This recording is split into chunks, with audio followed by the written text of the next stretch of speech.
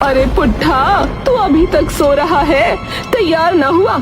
आज तेरी मंदिर में शादी है। क्या कहा? माफ करना मौसी, दरअसल मैं भूल गया था कि मेरी शादी किस दिन है। अरे नालायक, तू यही भूल गया कि तेरी शादी कब है? तेरे जैसे नालायक और भुलक्कड़ लड़के को मैंने ना देखा। चल जल्दी से तैयार हो जा।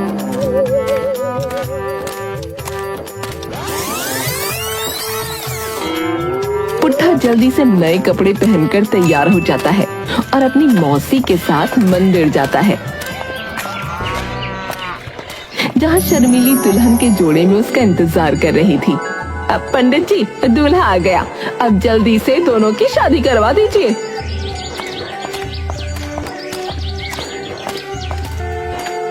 पंडित शर्मीली और पुट्ठा की शादी करवा देता है। सदा सुहागन रहो बेटी। मैं तो दूसरे गांव में रहती हूँ, लेकिन फिर भी अगर ये नालायक पुट्ठा तुम्हें परेशान करे तो तुम मुझे बताना, मैं तुम लोगों से मिलने आती रहूंगी। हाँ। पुट्ठा अपनी पत्नी शर्मीली को लेकर गांव आता है। सुंदर बीवी पाकर पुट्ठा इतरा रहा था। अरे ओ काकी, देख लो जरा, ये मेरी पत्नी है। अभी शादी करके आ रहा हूँ। आप लोग कहते थे ना मेरी शादी नहीं होगी। देखो देखो कितनी खूबसूरत बीवी है मेरी। वो तो ठीक है, लेकिन अपनी बीवी को अपने ही घर ले जाइयो, किसी और के घर ना ले जाइयो। वहाँ बैठी सभी औरतें हंसने लगती हैं। चलो शर्मीली, मेरी शादी हो गई ना, तो इन लोगों को बहुत जलन हो रही है। हाँ। पुट्ठा शर्मीली को घर ले आता है।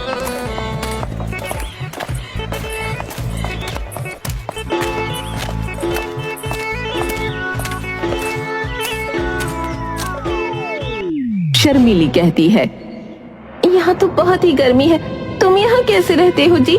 मुझे बहुत प्यास लग रही है, पहले मुझे ठंडा पानी ला कर दो। अभी ले जाता हूँ। पुट्ठा खुश होता हुआ अपनी बीवी के लिए ठंडा पानी लेने निकल जाता है।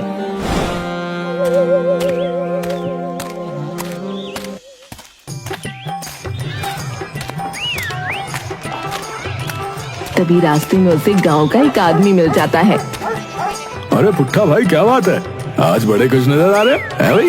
कहाँ जा रहे भाई? अरे मेरी पत्नी ने वो मंगाया, इसलिए वही लेकर जा रहा हूँ। वो मंगाया? क्या मंगाया भाई, क्या मंगाया वो? पुट्ठा को सामने चाय वाला नजर आता है। चाय चाय, मेरी पत्नी ने गर्मा गर्म चाय मंगाई है, मैं उसके लिए वही लेने जा रहा हूँ। ऐसा कहकर पुट्ठा चाय की दुकान पर जाता है और अपनी पत्नी के लिए चाय पैक करवा लेता है।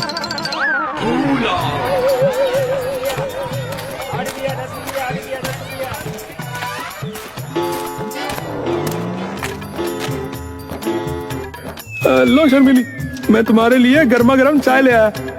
क्या गरम चाय? लेकिन मैंने तो ठंडा पानी मंगवाया था। अरे नहीं नहीं, तुम्हें क्या मैं पागल नजर आ रहा हूँ? तुमने गर्म चाय ही मंगाई थी। हे राम, ये तो मेरे माता पिता ने मेरी शादी किस बेवकूफ से करा दी। ये तो लगता है भुलक्कड़ है। अरे भुलक्कड़ किसको कह रही हो तुम? मैं तुम्हारा पति हूँ, मेरी इज्जत करो और जो लेकर आया चुपचाप पी लो। इतनी गर्मी में गर्म चाय तू ही पी, बेवकूफ इंसान। मेरे तो भाग्य ही फूट गए। तभी गांव में पुलिस की गाड़ी का सायरन सुनाई देता है।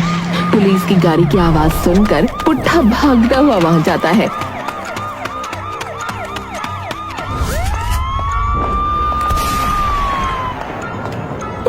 क्या हुआ दरोगा साहब, आप यहाँ क्यों आए हो?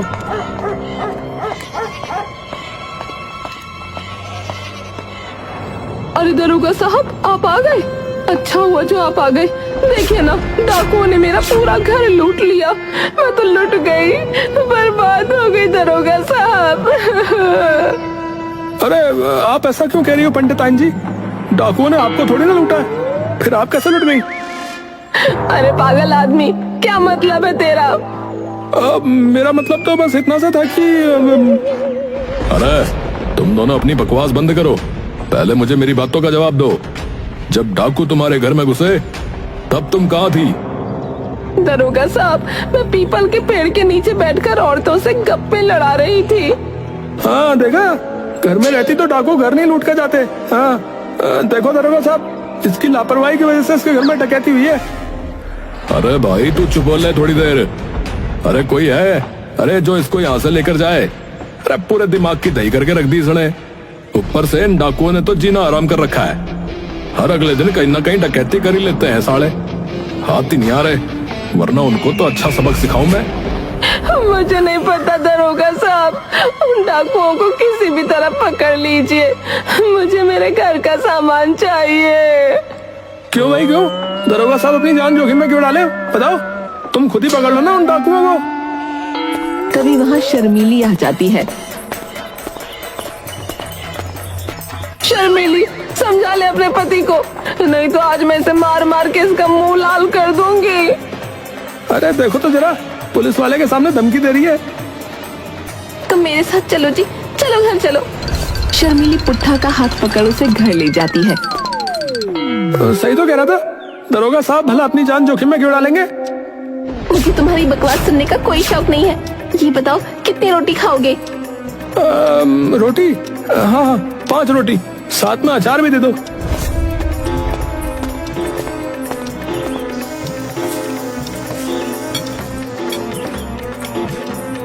शर्मीली पुट्ठा को खाना परोस कर देती है।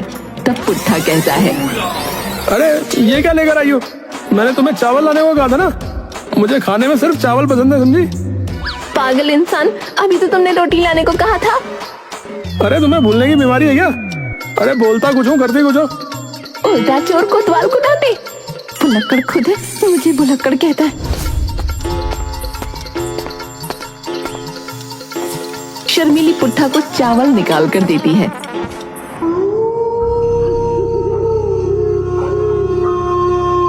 चावल खाकर वो चैन की नींद सो जाता है। अगली सुबह उसकी नींद गांव के शोर शराबे से खुलती है। अरे शर्मीली, क्या बात है? सुबह सुबह गांव में इतना हल्ला क्यों हो रहा है? कुछ नहीं हो रहा, तुम आराम से सो जाओ। अरे ऐसा कैसे सो जाऊं? मेरे गांव पे मुसीबत आ गई है, मुझे तो वहाँ होना ही चाहिए ना। ऐसा कहकर पुट्ठा घर से बाहर निकल जाता है, लेकिन इस बार तो हद ही हो गई थी। वो अपनी पैंट ही पहनना भूल गया था। अरे पैंट पहन कर तो जाओ। हे भगवान, ये आदमी तो ऐसे ही निकल गया। क्या करूं मैं इसका? अरे भाई क्या हो गया? यहाँ पर क्या हो रहा है? यहाँ पर इतनी भीड़ क्यों है? क्या हो गया? अरे पुट्ठा, तू यहाँ क्या करने आया है? अरे है, आज फिर एक घर में डाकुओं ने चोरी कर ली। क्या कहा? फिर से? लगता है इन डाकुओं को मुझे ही पकड़ना पड़ेगा। अरे जा जा, तू पहले अपनी पैंट तो पहन के आ, उसके बाद डाकुओं को पकड़ना। तभी पीछे से शर्मीली पुट्ठा की पैंट भागते हुए लेकर आती है। अरे पैंट पहनना कौन भूलता है, कम से कम पैंट तो पहन कर आनी चाहिए थी ना। पुट्ठा जल्दी से अपनी पैंट पहन लेता है। पूरा गांव उस पर हंस रहा था। शर्मीली को ये बात बिल्कुल अच्छी नहीं लगती। वो अपने पति का हाथ पकड़कर उसे घर ले जाती है। पूरा गांव तुम्हारा मजाक बना रहा है, पूरे गांव में तुम्हारी कोई इज्जत नहीं है। जाओ अपनी मौसी को बुला के लाओ। मैं अब इस गांव में और नहीं रहना चाहती, उन्हें बुला के लाओ, फिर हम उनके साथ उन्हीं के गांव में जाकर रहेंगे। अगर तुमने ऐसा नहीं किया तो मैं तुम्हें छोड़कर चली जाऊंगी। पुट्ठा अपनी मौसी के पास जाने के लिए मजबूर हो जाता है, क्योंकि वो नहीं चाहता था कि उसकी पत्नी उसे छोड़कर जाए। अच्छा अच्छा, ठीक है, मैं चला जाऊंगा, बस तुम मुझे छोड़कर कहीं मत जाना, समझी? ये लो खाना, रास्ते में भूख लगेगी तो खा लेना। खाना लेकर पुट्ठा मौसी के घर के लिए निकल पड़ता है।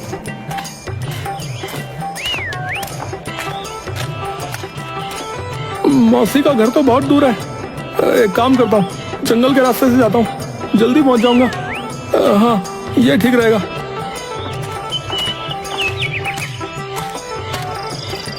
पुट्ठा जंगल के रास्ते मौसी के घर जाने लगता है। चलते चलते उसे काफी भूख लगने लगती है।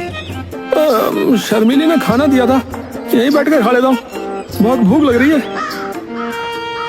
पुट्ठा वहीं बैठकर खाना खाने लगता है।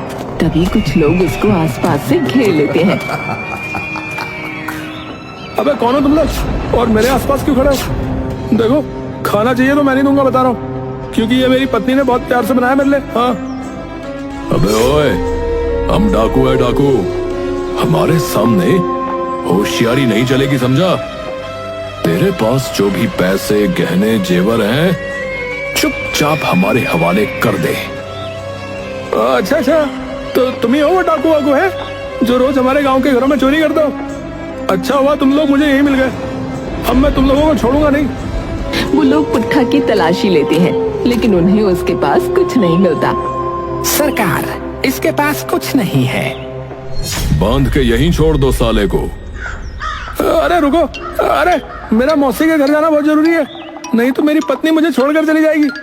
अगर तुम्हें पैसे चाहिए तो मेरे साथ मौसी के घर चलो, मैं तुम्हें मौसी से पैसे दिलवा दूंगा। हैं? क्या कहा? क्या तेरी मौसी बहुत पैसे वाली है? हाँ, उसका पति जमींदार है। फिर तो हमें वहां जाना ही पड़ेगा। ए कालिया, सभी को कह दो इसके साथ चलने के लिए।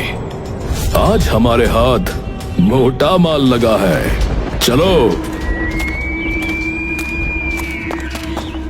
वो सभी डाकू पुट्ठा के पीछे पीछे चलने लगते हैं।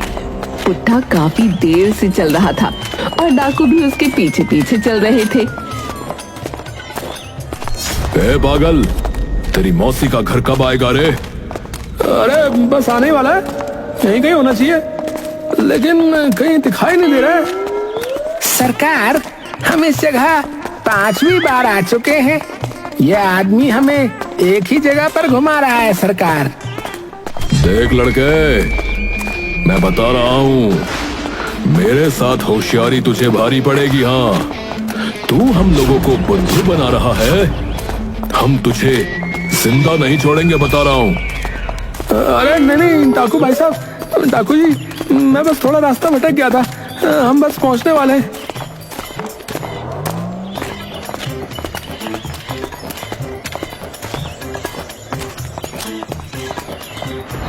क्यों रे, क्या यही है तेरी मौसी का घर? हाँ हाँ हाँ डाकू जी। तेरी मौसी तो सच में अमीर लगती है, इतना बड़ा घर। चल, हमें इस घर के अंदर ले चल। पुट्ठा डाकुओं के साथ घर के अंदर घुस जाता है। दरअसल वो घर दरोगा साहब का था।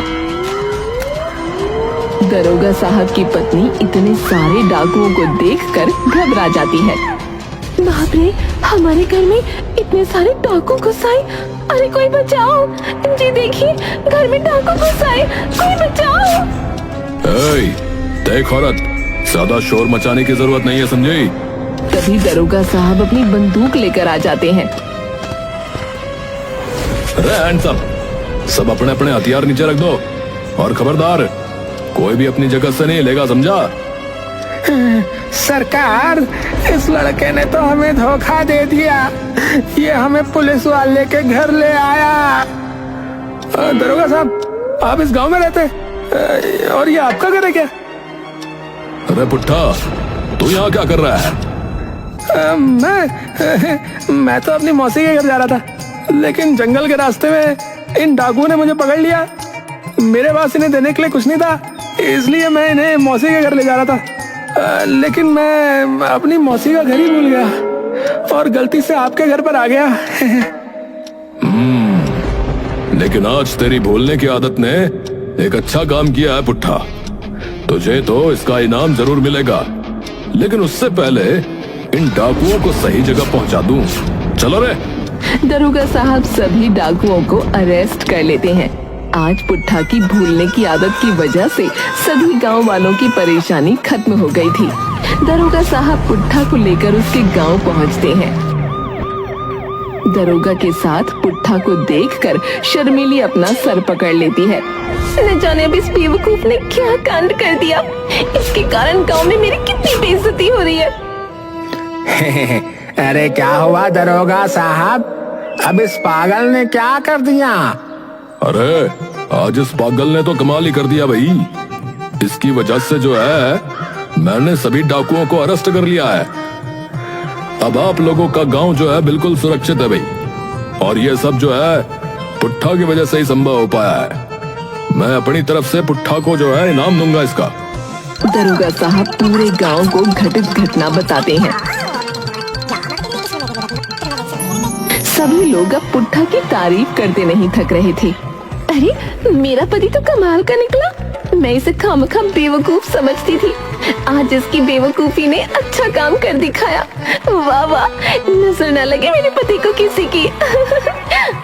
दरोगा साहब पुट्ठा को एक विशेष प्रकार का सर्टिफिकेट देते हैं जिस पर लिखा था भुलक्कड़ का मास्टर, और साथ में 1 लाख रुपए का नकद चेक देते हैं। पुट्ठा, यह है तुम्हारा इनाम। इन पैसों को अपनी पत्नी को दे देना और ये सर्टिफिकेट अपने घर की दीवार पर लटका देना। ठीक है गांव वालों, अब मैं चलता हूँ। दरोगा वहाँ से चला जाता है। अब तो हर गांव वासी पुट्ठा की तारीफ करते नहीं थक रहा था। वाह रे पुट्ठा, तू तो कमाल का निकला रे, तेरी वजह से मेरा सामान मिल गया।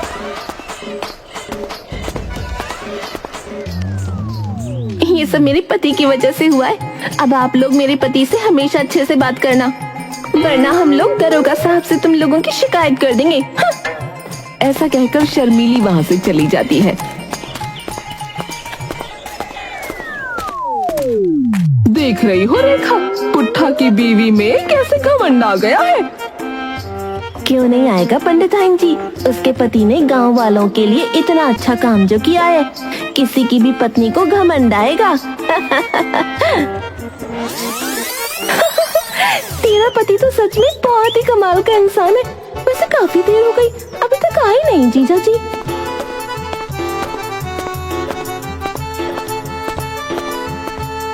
ले, तूने नाम लिया और ये आ गए।